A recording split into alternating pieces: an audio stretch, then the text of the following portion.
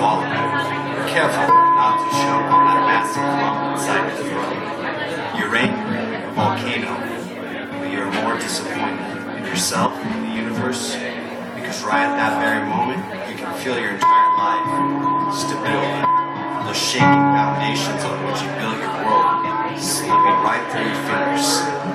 And it hurts your soul, wounds your courage, undermines your pride. What do?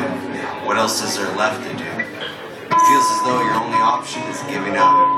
It's not like you haven't watched your life crumble once already in the past year, but you know that you've lost everything. And you don't want to be strong anymore. You cannot be strong anymore. You're just a lost little kid who needs some help. You never know how strong you are until being strong is all that you have. So many of your friends tell you how amazing you are, how beautiful, how strong. Smile for the camera. But do they really know what goes on behind those closed doors? Do they know your fears? Do they listen to your distress? You're such a beautiful disaster, an utter tragedy, and you know within yourself that you're weak. So damn weak. And they say that the sky will come down and crash in flames, but it's always been burning. Paled over time, the circles that we burn come back to feed out our heels from tail to teeth into a stomach of bile that is trained under gun and programmed until empty, a husk of human until it's gone, undone. And while we're drowning inside, realizing nothing left lingers, we are pinned by locks, simply reciting riddles from this prison, treading deeper on a road that someone has already named. As you stumble through the door just to watch those sick, sad souls pour into another scotch, you cradle your hands to light a cigarette.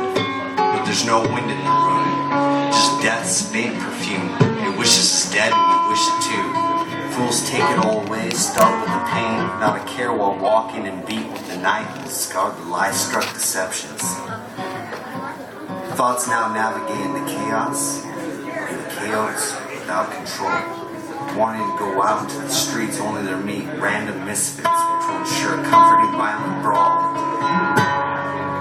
Alas, amongst these bitter biting snakes that breathe about the mind has been revealed a light residing, a light of sickening brightness unscathed by the filth that seemingly tries to consume it, headlined by attempts only to rock it to sleep.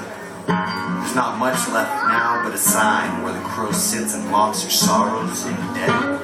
Neatly lined and bumbling through time, the stitches and paint dissolve, but the sign, it lingers on while the corpses all await your visit no more than 5 seconds long, as you fumble through words and stumble over tongue.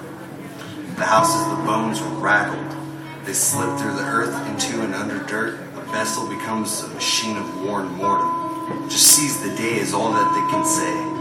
To the living heartless, the walking dead, and to the wounded blinded by the red, who are forgotten in the back of the room and intoned.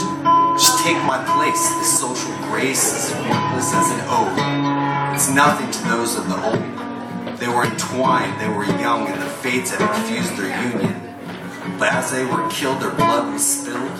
When they wouldn't marry another, their bodies lay miles away, both buried in their ancestors' cemeteries with ruins of sacrifice, speeding recklessly towards the one day they would lie with each other's sinew in hand. Only if they crawled the land, after their death and lacking breath, they'd make a pact with each other, forming plans.